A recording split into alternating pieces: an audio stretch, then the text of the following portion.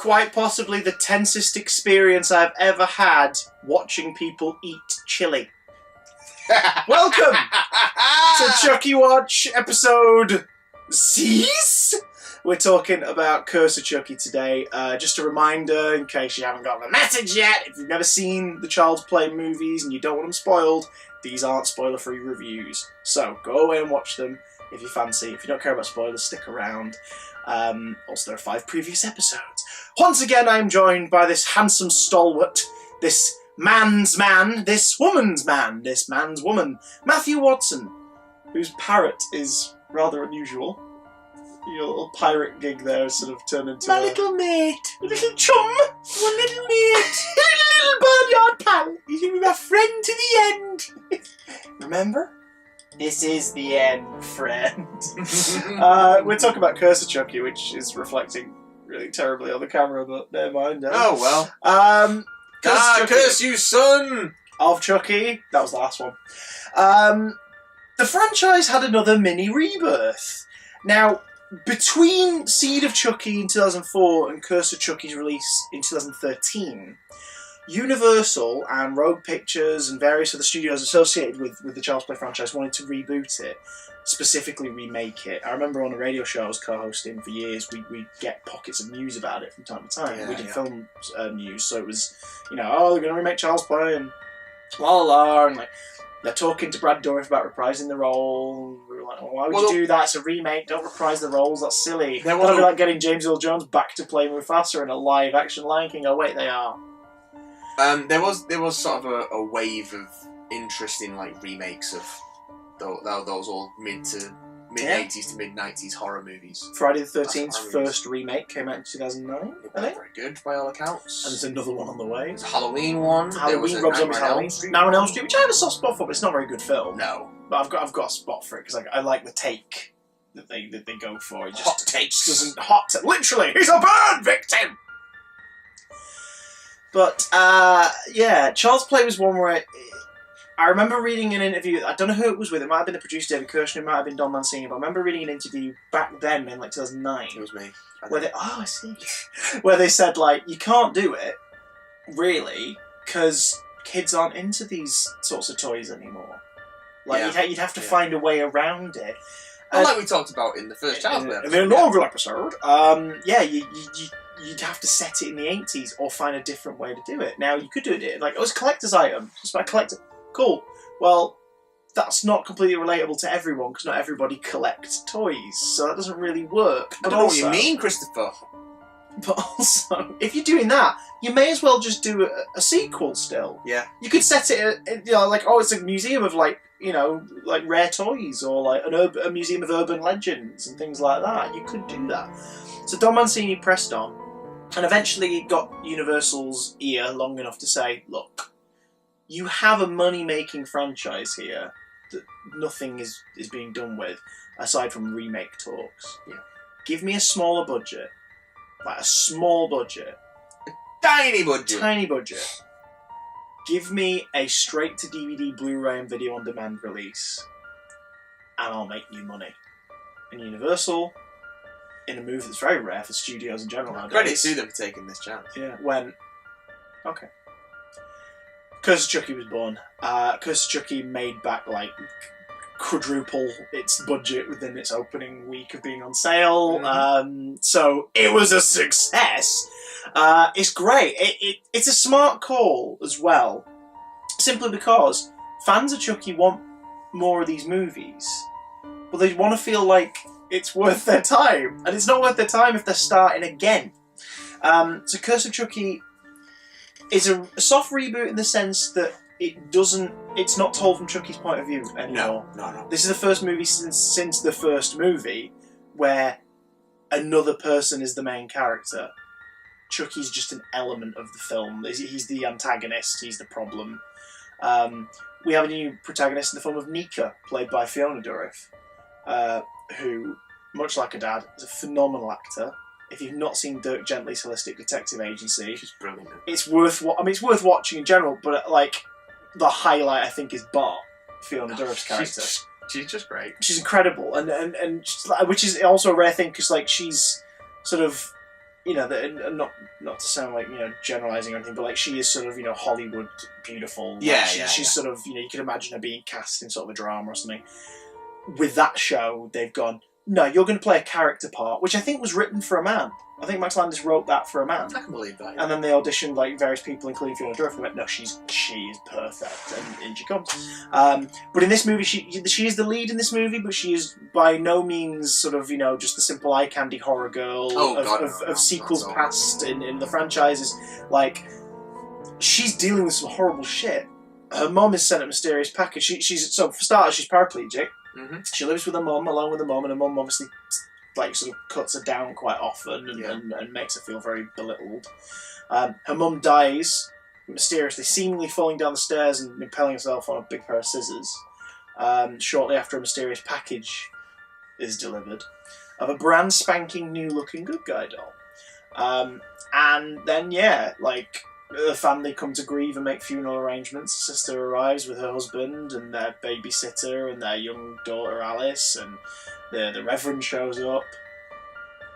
And shit hits the fan! We suddenly have a Chucky movie a big bad way, in one location. And what's great about all these movies, every single one of these films is an hour and a half average length. Yeah, they're not long movies. They don't overstay their welcome. You could binge 3 Child's Play flicks in the time it takes for you to like watch one Christopher Nolan movie. Do you know what I mean? Like, and have 3 times the fun. Like the other day, I got through 4 of them over the course of the day in a recap of these videos. Yeah, I didn't realise the other day I was like, oh my god, I've watched 4 of them today. 4 of these ones, but they're perfect length, so it means you can tell short, concise stories that pack a lot of horror. Not so much comedy in this one. There's a couple of little sort of kind of moments. Yeah. Towards the end, it's a little funnier. Yeah, the quips come out because by this point they're like, yeah, here's who you've been waiting for. Here he is. But they don't indulge in it. It's just sort of there. So he gets a couple of lines. Yeah. What's really nice is when Chucky first rocks up, because when this movie came out, we knew it was coming straight to DVD and Blu-ray. We didn't really know where it took place. It was called Curse of Chucky. So what is it exactly? But here it was on the front cover, and the soundtrack picture was the first one to leak. Yeah. So it was this image of a new good guy doll. So we're all going, what? Is this a reboot? What? Huh? Or is it like a continuation? Yeah. Is this another doll or something? It's the curse of Chucky. Like, what is this? No, it's this guy. It's still this little fella. He's winding what's that? Made up an old rubber face to look like a good guy doll. And a lot of people at the trailer, myself included, were going, oh, it looks kind of off. Like when you saw it in the trailer, he's sort of like a little pudgy face. It was like, looks kind of off. Yeah. Once he peels the stuff off, you're like, yeah, that's because he has an extra face over his face. Yeah. He's wearing a mask! It's brilliantly done. Now, I've got to say, what I've seen of his images of him from Cult, he kind of still looks like he's got the pudgy face. I imagine that's just a puppet design. Maybe. It looks like they've padded out his jaw a bit. I'm like, I don't know. I do like how he looks in this once the peel's off. Oh, yeah. Really freaky when the peel's off. But they make you wait for Chucky in this movie. Yeah. Because they know you, the fan who's picked this up, knows he's alive. But this movie isn't about him. He's the threat again. It's because of that, we're going to make you wait. You're going to wait as long as he wants you to wait before he's walking and talking. And stalking. Which is, I recapped that movie this morning before we recorded, and I think it's at the 46-minute mark, 46, 47 minutes is when he first speaks. Yeah. Before that, we see his hands grabbing stuff, we see his pupils expand, we see his eyes move, and move back. But that's it. It's like at the 47-minute mark is when he finally talks, and you hear Brad Dourif's voice. This movie, I mean, as a mini franchise reboot in the sense that it's about someone else, and we're going to learn about Chucky. If you've never seen a Child's Play movie, you could get this. You could quite easily start with Curse of Chucky. But in the last 15 minutes, you might get a bit confused because the lore comes into play. Early on, we see that, like, in the family home video footage of the older sister's birthday when she was younger, before Mika was born, you see Charles Lee Ray at the family party at the picnic. Mm-hmm. So you're like, wait, what? Brad Dourif on camera again for the first time since the first one. A new footage. And it's done quite well. Like, he's obviously older. Yeah. but not screamingly so. No. Like, he's made up enough, and then there's a flashback in black and white, so it covers up, you know, your wrinkles and skin tone and everything enough that you could buy, yeah, this is him, and this is him on the night that he died in the first one. Yeah. Because he's always had a thing for family. And he's kidnapped Sarah the mum when she was younger and pregnant with Nika, and that's why Nika's disabled, because when she rats him out to the police, you don't show it, but they imply that he stabbed her through the belly before he left, and that's why Nika is crippled. She was born with her spine severed. Mm-hmm. And this is just a vendetta wrap-up for him, so it's like, wait, what? Tiffany rocks up, like mailing him out, mailing him to places. Yeah. So it seems that whatever happened at the end of Seed, whatever's gone on, whether Glenn or Glenda are still alive, whether Jennifer Tilly's still acting in Hollywood as Jennifer Tilly, who knows, but Jennifer Tilly now has blonde hair and is mailing her ex-boyfriend to different people to finish vendettas. Which is a great idea for premise. There's a post-credit scene that doesn't make too much sense because of the end scene. The end scene is him mailed to Alice months later to try and transfer his soul into her body. Yeah. Because apparently he can do that. He can do that. He can just transfer her into her body if he needs to. She knows, like, he's the kid he attached to, but like it's still that body, so it's not a new body. So maybe he's discovered some new powers, which we might find out about in the next one. Maybe. We'll see. We'll have already seen by the time we watch this. But anyway, the past. And then after that, he's mailed to Andy Barclay. So hopefully Cult will clear up what happened in the gaps there. I would think. Like her choked grandma who's got a plastic bag over her head sits up in a weird Blumhouse moment. My least favourite moment of the whole of Curse of Chucky is that Leon a jump scare credits. It's like, why? She leaps up into frame, still alive, and then we have the Andy scene after the credits. You're like, so did the grandma save the niece and then he ran away? What? Hopefully we'll get an explanation in the next one. Considering Alex Vincent, who reprises the role of Andy Barclay since Child's Play 2, in this post-credit scene for this one, is in the next one. Yeah. So first off, any highlight from Curse of Chucky that's a big fave for you? For me, I think the scene where they're all sat around to dinner and we know one of the bowls is poisoned is pretty great. Yeah. And the payoff of that, and the eventual death of the Reverend. Yeah, which has nothing to do with the poison. He just feels unwell. I think. And leaves, and then crashes his car. Is he not poisoned? Is that not why? Oh, that's yeah. He's unwell and he crashes the car, so he doesn't die from the poisoning. He dies because they wrench the roof away from him, and it's that far into his head that it falls off backwards. Yeah. Because you get, I think there's the suggestion of the stuff in his car, like that or in his phone or whatever, that he remembered something about a doll. Yeah. And he wanted to. He excused himself so he could look into it. He clearly knows that there's something wrong. Something twigged in his memory about good guy dolls and Chucky. And that he just really needed to shit. Because he felt unwell, and he was like, I don't want to shit here, it'll stink. I can't do it in this toilet. Deaths are kind of fun as well in this one. The older sister gets her eye popped as Chucky stabs her in the face. You have your mother's eyes. They were always too fucking close together! And he stabs her in the face. The babysitter, who she's having the affair with, they make the whole, throughout the film, that the dad and the babysitter are having an affair, and the mum's noticing. It's the mum and the babysitter. Yeah. The babysitter's death's horrible. Like they're Skyping. Yeah. They're both in bed, separate beds, and Chucky just drops water on the floor and drops like the lead into it, and she just slowly electrocutes and starts to fizzle and crackle and then falls to the floor. It's pretty horrendous. Oh shit! He dies when he sort of thinks Nika's killed everybody. Because Chucky tries to kill Nika in the garage at one point. Do you remember? He locks all the doors and he turns the car engine on. Yeah. Tries to gas her out. And then the guy, the husband, takes her upstairs and he's like sort of strapped her in place because he thinks she's done something, and he's watching back the nanny cam to prove this doll you're going on about, it's not alive. And then he sees Chucky and they see the live feed and he's walking in the room because he's got the nanny cam in his overalls, and then he knocks the guy on the floor and cuts his jaw off with an axe. It's fun. Yeah, they definitely... The gore is high in this. They down the humour on the kills and up the gore. Yeah. Oh god, yeah.